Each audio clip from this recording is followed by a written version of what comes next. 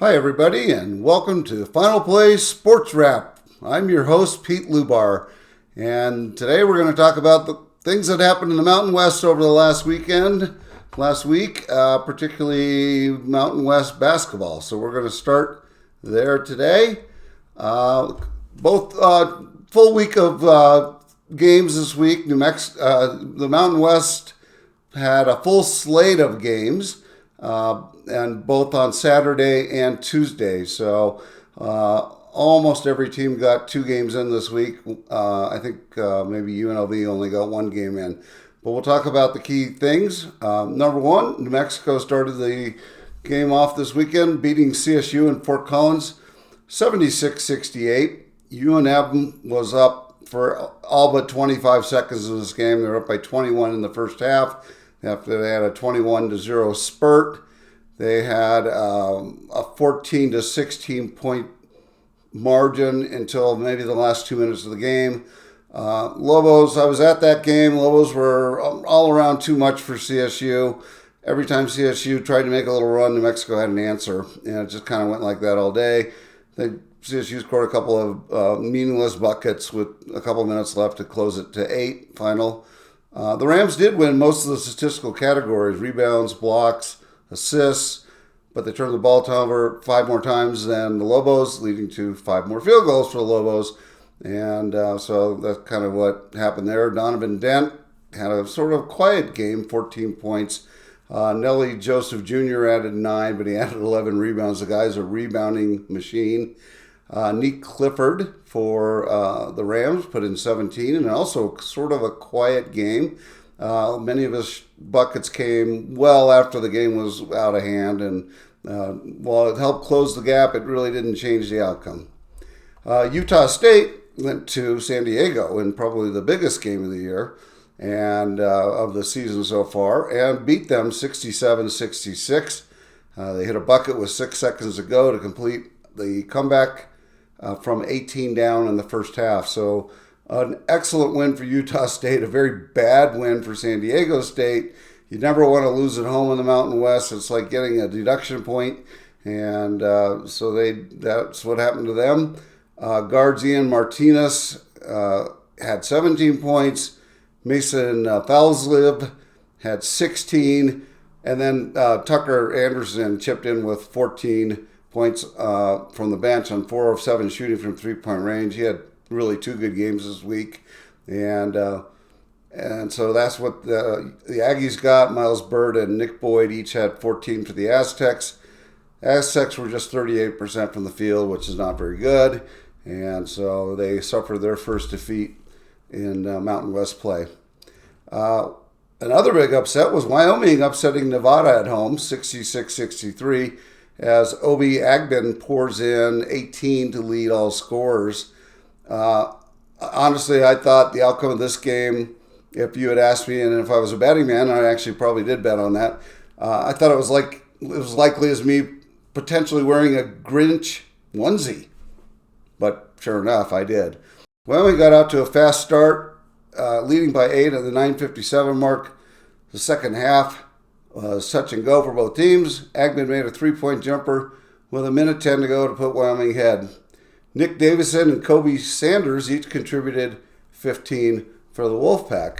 It was a relatively sloppy game for both teams. Wyoming had 19 turnovers and Nevada had 16. Other than that, the game was very close statistically. Boise outlasted San Jose State in San Jose, 73-71. Degenhart had 27 points and 7 rebounds for the Broncos, so a really good game for him. And a last-second layup for the win.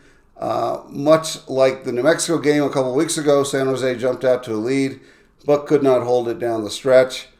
Boise killed them on the boards. It was 38-26, including 6 more offensive boards. You just can't give up that many extra possessions and expect to win.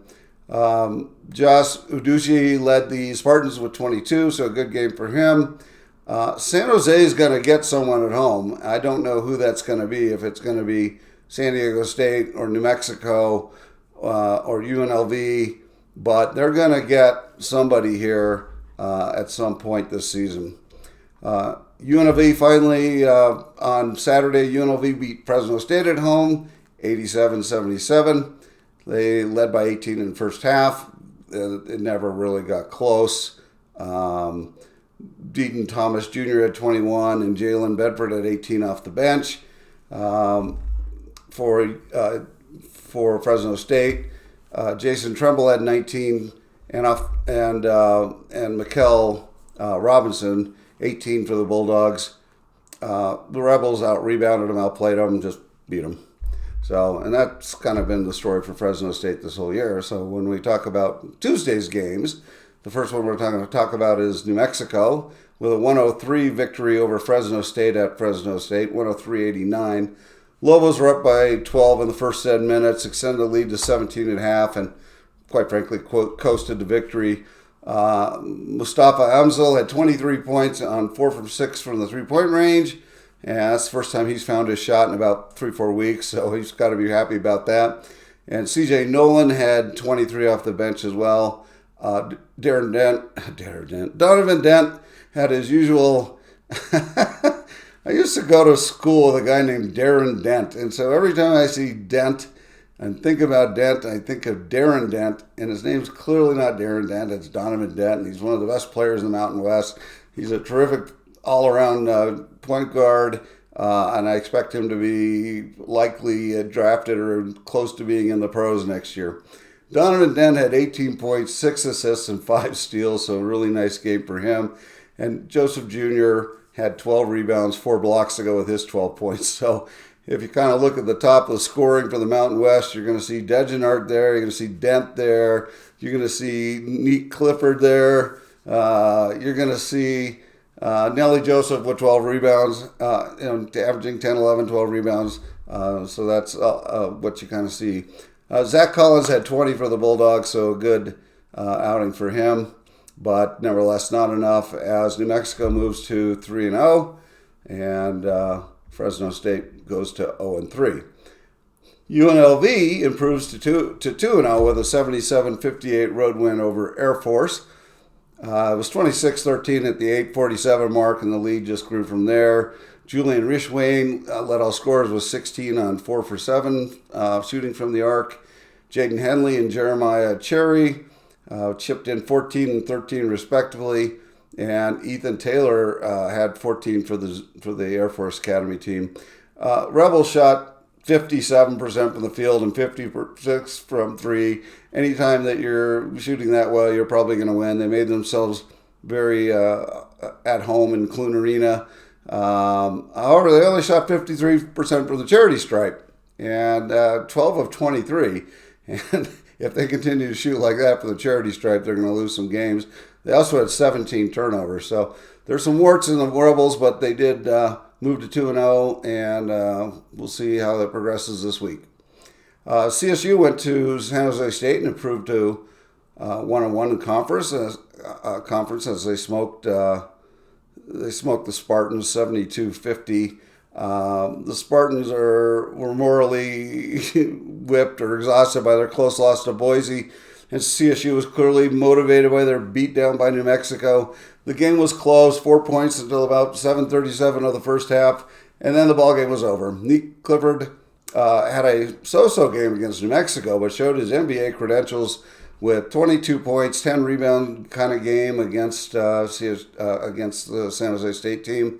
He was 3 of 6 from 3. Will McClendon was the star for the Spartans with 15 points. They're now 0-3 with 2 home losses. And once again, you just can't lose at home and think you're going to be in a competitive situation here in the Mountain West. The next game I want to talk about is Boise. Boise went on the road and beat Wyoming to improve to 3-0 in conference. They were also 2-0 on the road. They won 67-58.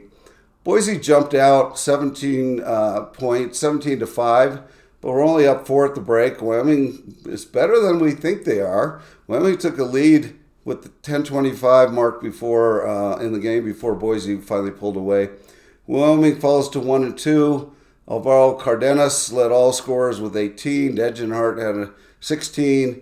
And Andrew Meadow did his best Kurt Rambis impression with 11 points and 6 rebounds. I just can't get tired of this joke.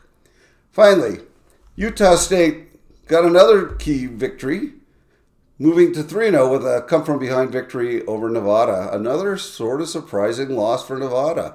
The Aggies were down by 5 at half before outscoring the Wolfpack by 10 in the second half. Nevada out-rebounded the Aggies and scored 13 second-chance points to Utah, but got out-muscled, outscored inside by 8 points. Aggies once again were led in scoring by the trio of Falslev, Martinez, and Anderson. Falslev with 14, Martinez, really good player, 17 points, and Anderson with 16. Nevada was led by Nick Davidson with 16, so his second pretty good game this week. He had, I think, 16 earlier in the week as well. Unfortunately for Nevada, they dropped out 0-3 with 2 home losses, and they traveled to New Mexico on Friday evening. That might be a really tough hole for them to climb out of if they lose to New Mexico. So here are the latest Mountain West standings as they stand today. There are 3 teams that are 3-0. Ironically, all 3 teams have 2 road wins and 1 home win. So they're 3-0. UNLV undefeated in conference play as well at 2-0, followed by Colorado State, who is 2-1. San Diego State now is 1-1. Wyoming is 1-2. And then you sort of see the rest of the guys that haven't won. The only real surprise at the bottom there is Nevada, who is 0-3. So Steve Alford's team definitely has some work to do. So that catches you up with this week. Nevada and Mexico game is a key game this week, and I think another big game this week is going to be Saturday. San Diego State travels to Boise State, so that should be a really interesting game. And then UNLV on Tuesday heads up to, I think it's Boise as well. So we've got a couple of games that are going to be impactful on the standings. Stay tuned. Well, that's it, everybody, for this week. Thanks so much for listening. Appreciate you. If you get a chance, hit a brother up and subscribe to my YouTube page. It would help me out. And I sincerely appreciate your listening to me. My email and contact information is following the video here. And other than that, I hope you have a great day, a great week, and Happy New Year, everyone.